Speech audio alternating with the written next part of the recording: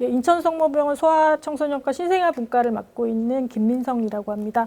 오늘 말씀드릴 내용은 그 유전대사 황달이 동반되는 유전대사 질환, 대사 질환에 대한 개요, 그리고 이제 신생아기에 심한 황달이 동반될 수 있는 갈락토세미아, 그리고 이제 그에 대한 증례의 순서로 말씀드리도록 하겠습니다.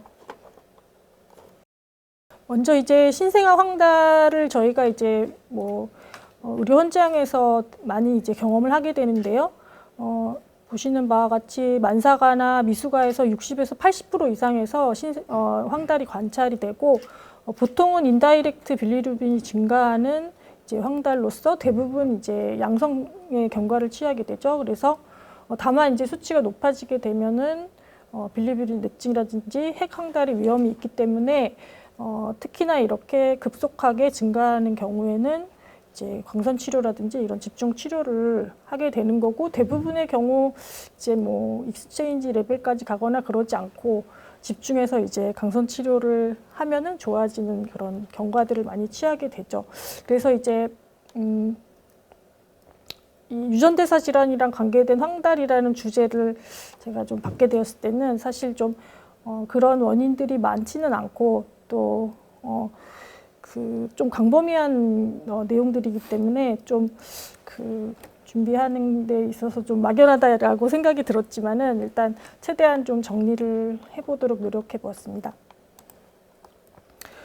선생님들께서 많이 익숙한 그림이실 텐데요. 빌리루빈 대사는 이렇게 RBC 등에서 유래하는 햄이 이제 대사 산물인 빌리루빈이 이제 간에 포획이 되고, 거기서 이제 포압이 이루어지게 되면은 이제 수용성 빌리루빈으로 전환이 되면서 이게 담도를 통해서 장으로 배설되고, 이제 이거 일부가 리서큘레이션 한다거나 하면서 이제 대사가 되는 과정을 보이게 됩니다. 만약에 이제 병적인 황달이 의심이 된다라고 하면은 이제 이렇게 다이렉트 빌리루빈 증가하느냐, 인다이렉트가 증가하느냐, 또 면역성 어떤 용혈을 의미하느냐, 그렇지 않느냐 등 이런 방식으로 차근차근 이제 하나씩 원인들을 감별을 해나가면서 치료를 해야지 되겠습니다. 그렇다면 이제 여러 가지 원인들이 있는데, 특히나 유전 대사 질환을 의심해야 되는 그런 황달은 어떤 특징들을 이제 보이는가, 사실 좀 이렇게 딱 정리된 내용은 없는데, 일단은 그래도 대부분 이런 유전대사랑 관련된 황달은 직접 황달을 띠게 되고요. 물론 이제 예외적인 경우도 있지만, 그래서 직접 황달의 경우에는 감염이라든지 담도 질환이라든지 여러 가지 질환들을 룰아웃을 해야겠지만, 유전대사 질환도 의심해 봐야 할 것이고요. 그리고 이제 간접 황달에서 직접 황달로 이렇게 진행을 한다거나 아니면 혼재되어 있다거나 이런 경우에도 의심을 해봐야 되겠고, 또 이제 간접 황달의 경우에 특별히 이렇게 용혈의 증거가 없으면서도 지속적으로 높은 황달을 보이는 경우, 그리고 이거는 동반되거나 전혀 간 기능에 문제가 없을 수도 있는데 출혈성 경향이라든지 복수, 간 비장비대와 같이 어떤 이제 간 기능 부전을 의미하는 그런 소견이 있을 때, 그리고 원인 불명의 기면이나 근긴장도 저하, 탈수, 성장 저하, 각막 혼탁과 같은 그런 징후가 보일 때에 유전대사 질환을 의심을 해야 할 것입니다. 그리고 여러 장기의 이상을 동반하는 경우에도 이제 감별 진단으로서 유전대사 질환을 의심을 해봐야 할 것 같습니다.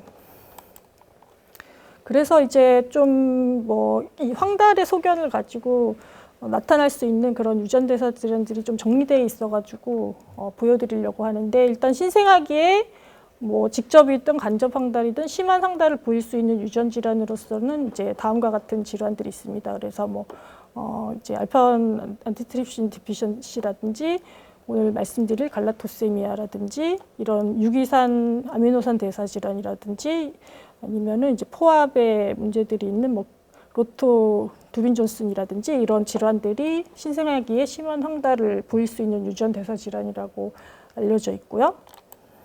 그리고 조금 이제 신생아기에는 지나서 영아기에 이런 콜레스테틱 존지스를 보일 수 있는 유전 질환으로서는 예를 들면은 아기가 과일 같은 거 과당 섭취하고 나서부터 증상이 발생하는 뭐 헤리디터리 프룩토즈 인톨러런스라든지 아니면은 뭐 미토콘드리알 디지즈라든지 또 이런 전형적인 어떤 외형을 보이는 알라질 신드롬이라든지 이런 질환들이 이제 영아기에 온셋을 하는 황달을 보일 수 있는 유전 대사 질환이라고 알려져 있습니다.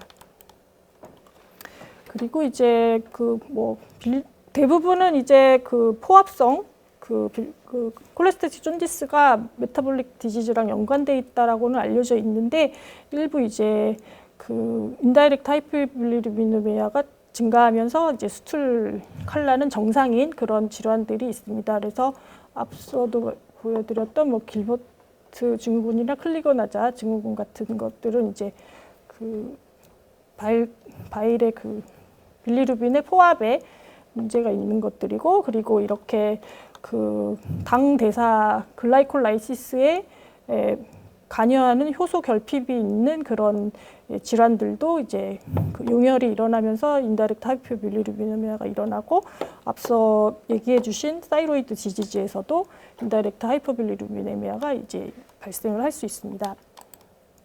그리고 이제 다이렉트 빌리루빈이 올라가는 질환으로서는 앞서도 말씀드린 이런 질환들하고, 그리고 이제 바일 애시드 신서시스에 문제가 있는 어떤 콜레스테롤 대사에 문제가 있는 질환들도 다이렉트 빌리루빈이 올라가는 그런 모습을 보일 수가 있고, 그다음에 이제 그 두빈 존슨이나 로토 같은 경우는 다이렉트와 인다이렉트가 좀 혼재돼서 나타나긴 하지만 다이렉트 하이퍼빌리루비네미아가 이제 보일 수 있는 질환으로 돼 있습니다. 그래서 이렇게 뭐 그 황달이 동반되는 그 대사 질환에서 뭐 해볼 수 있는 우리 검사들로서는 이렇게 기본적인 생화학적 검사하고, 그다음에 간 기능을 반영하는 이런 알부민이라든지 PTT 이런 검사, 그리고 이제 이런 유전 대사 질환에 관련된 이런 검사들을 시행을 해볼 수 있겠습니다. 여기까지가 이제 대략적으로 그 유전대사 관련한 황달에 대해서 개요를 말씀드렸고요.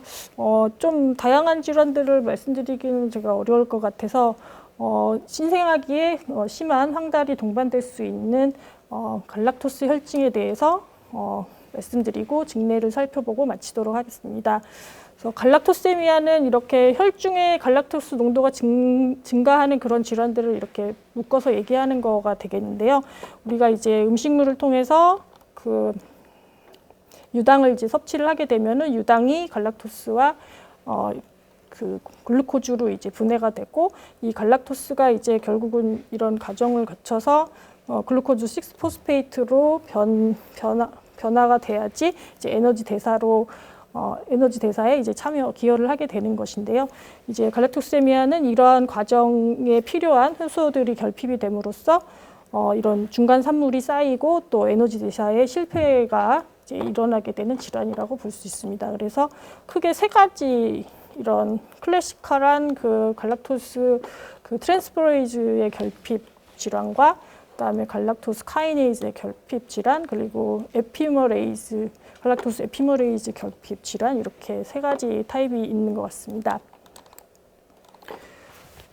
유전 방식은 상염색체 열성 유전을 하고 돼 있고, 이제 그 각각의 그 결핍되는 그 이제 효소에 따른 이제 이런 관련된 진이 알려져 있어서 진단적인 검사로서 유용하게 사용하고 있는 것으로 돼 있습니다. 그리고 발생 빈도는 사실 이제 미국에서는 뭐 인구 2만 명당 1명 정도로 해서 빈도가 높다고 볼 수도 있겠는데, 이제 한국에서는 거의 이제 40만에서 100만 정도, 이제 전형적인 그 갈락토세미아의 경우 40에서 100만 정도로 케이스가 보고가 되는 상황이어서, 사실은 요즘의 출생률을 생각을 했을 때는 1년에 한 명도 보기 어려운 그런 빈도라고 볼 수 있겠고, 그리고 이제 갈락토스 카이네이즈 데피션시 경우에도 전 세계적으로 15만에서 100만에 한 명 정도 뭐 이렇게 보고가 되고 있는 상황입니다. 임상 증상을 보시면 전형적인 이런 클래식 갈락토세미아는 이 갈트 디피션시를 말하고, 보통 이제 출생 시에는 아기가 뭐 특별한 문제 없이 정상으로 출생을 했다가 이렇게 모유라든지 분유 수유를 시작을 하고 수일이 경과한 후에 구토라든지 뭐 황달이라든지 경련이라든지 이렇게 기면 상태를 보이는 굉장히 이제 급격하게 악화되는 소견을 보이는 게 특징이고, 심한 경우에는 이렇게 간부전, 신부전으로 진행하고 특별하게 또 그람 네거티브 균주에 의한 폐혈증이 또 잘 온다고 되어 있습니다. 그거에 비해서 이제 그 갈락토스 카이네이즈 결핍증의 경우에는 증상이 매우 경하고 이런 여러 장기 또 뇌 손상의 증상이 거의 없는 것으로 알려져 있습니다. 그리고 그 에피머레이즈 결핍증의 경우에는 아주 무증상인 경우와 또 클래식 갈트 디피션시와 거의 유사하게 심한 이런 증상을 보이는 다양한 정도를 임상 증상을 나타내게 되고, 이거는 이제 에피머레이즈의 활성도에 따라 중증도가 차이가 있다고 합니다. 그래서 진단은 이렇게 이제 NST 검사를 해서 갈락토스가 증가하는 게 이제 보고가 되면은 애기의 혈장에서 갈락토스와 RBC 갈락토스 1 포스페이트 검사 그리고 이제 효소 엔자임 어세이를 시행을 해서 또 이제 결핍이 의심되는 엔자임이 나오면은 거기에 따른 진 스터디를 해서 이제 확진을 하는 그런 이제 과정으로 진단을 하게 됩니다. 치료는 이제 잘 아시는 바와 같이 그 갈락토스 제거 분유를 의심이 되는 전부터 확진이 되기 전에도 이제 시작을 하는 게, 이제 아기가 중증의 증상을 보이든 그렇지 않든 좀 시작을 하는 게 좋겠습니다. 그래서 가장 접근이 쉬운 거는 이 소이 밀크인 것 같고, 뭐 네오케이트라든지 다른 그 알러지 분유도 사용을 할 수는 있을 것 같습니다. 그리고 신생아기 이후에도 평생 동안 유당을 제거한 시기를 이제 유지를 하면서 갈락토스 1 포스페이트 농도를 적절하게 유지하는 게 예후의 중요한 사항이 되겠습니다.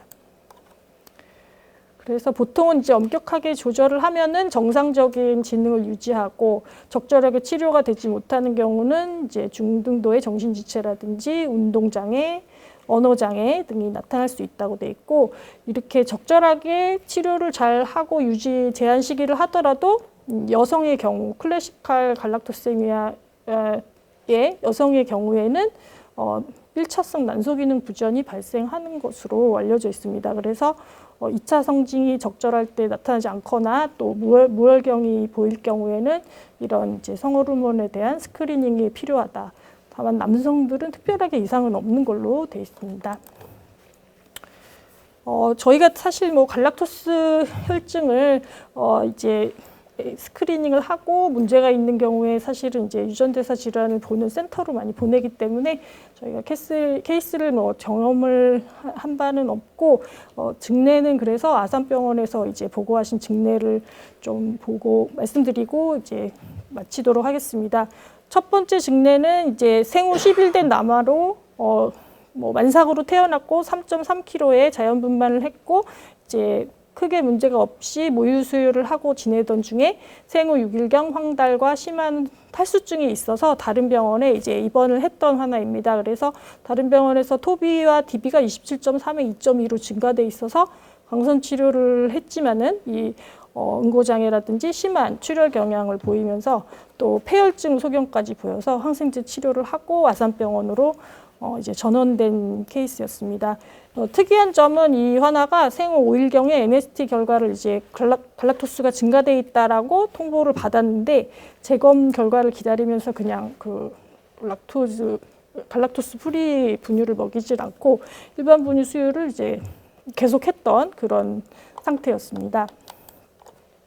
치료는 그래서 포도당 수액을 주고 소이 분유를 이제 시작을 했고, 뭐 수혈이 필요해 수혈을 했고, 그다음에 폐혈증에 대한 항생제를 쓰면서 지켜봤는데 아산병원에서 입원하고 5일째 황달도 좋아지고 여러 가지 간 기능이랑 좋아지고 체중도 증가하고 아주 좋은 경과를 보였습니다. 그래서 이 환자는 이제 그 갈락토스 혈장 농도하고 효소 분석을 시행을 했고, 갈락토스는 그 아기가 이때 그 검사한 거에서는 높은 수치를 보이지는 않았고, 약간 이제 갈락토스 1 포스페이트가 약간 증가되어 있는 게 보였고, 갈트가 이제 범위에서 상당히 이제 떨어져 있는 그런 소견을 보였습니다. 그래서 그거에 대한 진 스터디를 시행을 했고 이제 갈트진의 이상을 확인하고 클래식 그 갈락토세미아로 진단됐던 경우입니다. 두 번째 증례는 이제 이 환자는 조금 경미하게 증상을 보였는데요. 이제 선천성 대사이상 검사에서 갈락토스가 증가돼 있어가지고 이제 생후 5일째 아산병원에 의뢰됐던 하나입니다. 그래서 수유를 진행하고 있는 상태였는데도 이제 아기는 증상이 없고 그냥 건강한 상태였었고 다만 이제 이미 진료를 왔을 때는 모유 수유는 중단을 하고 소위분유로 전환한 상태였습니다. 진찰 소견에서는 뭐 신체 검사상 특이한 건 없었고 이런 황달이라든지 간 비대 소견이 없었던 그런 상황이고 CBC, BC 검사상에서도 특별한 소견은 없었습니다. 아기도 이제 그 혈중 갈락토스 레벨과 그 효소 엔자임 분석을 시행을 하였고 갈락토스는 이제 유사한 레벨로 증가되어 있는 소견을 보였고 이 엔자임 중에서는 그 갈락토스 그 에피머레이즈의 감소된 소견들을 보였습니다. 진 스터디를 하였고 그 R335H의 이런 동형 접합자 진 이상이 발견되었습니다. 근데 이제 이 진 뮤테이션은 이전에도 이 갈 타입의 그 갈락토세미아에서 보고된 적이 있는 돌연변이로서 이때 보고될 때에는 굉장히 심한 그 거의 클래식 갈락토세미아 유사한 정도의 심한 증상을 보였던 그런 돌연변이었었는데 또 동일한 돌연변이었지만은 임상 증상에서는 이렇게 차이를 보였습니다. 그래서 소이밀크를 아기는 계속 이제 수유를 하면서 정상적으로 성장을 하였고 생후 1년째 신경학적 검사라든지 간 기능 검사, 안과 검사에서 특이 사항이 없었고 이제 계속 이런 그 갈락토스 리스트릭티드 다이어트를 유지하고 있는 중이라고 보고하셨습니다. 그래서 이제 그 뭐 여러 가지 타입도 있기는 다양하게 있는데 그 에피머레이즈 디피션시의 특징은 동일한 뭐 유전자형도 중요하지만 그 엔자임의 액티비티가 전신적으로 나타나느냐 국소적으로 나타나느냐에 따라서 이제 굉장히 임상 차이를 많이 나타낸다는 게 이제 코멘트가 되겠습니다. 이상에서 증례까지 두 개를 보았고 사실 이제 그 우리가 황달에서 유전대사 질환이 얼마나 많은 원인이겠냐 이런 뭐 경중에 대해서 이제 고민이 있겠지만은 그래도 우리가 의학을 하는 입장에서 희귀한 질환에 대해서도 좀 관심을 가져야겠다고 준비를 하면서 느꼈고 그래서 병적인 황달의 원인으로서 유전대사 질환 이상 질환도 고려를 해야겠다는 게 메시지가 되겠고 또 갈락토스 혈증은 사실 저희가 이제 흔하게 또 그 이상으로 소견 의뢰되는 건데요. 굉장히 이제 중증의 경과를 보이거나 경환증 경과를 보일 수도 있지만 일단 의심되는 상황에서는 그 갈락토스 프리 다이어트를 시작을 하고 확진을 위한 검사들을 진행을 하면 좋을 것 같습니다. 네, 이상입니다.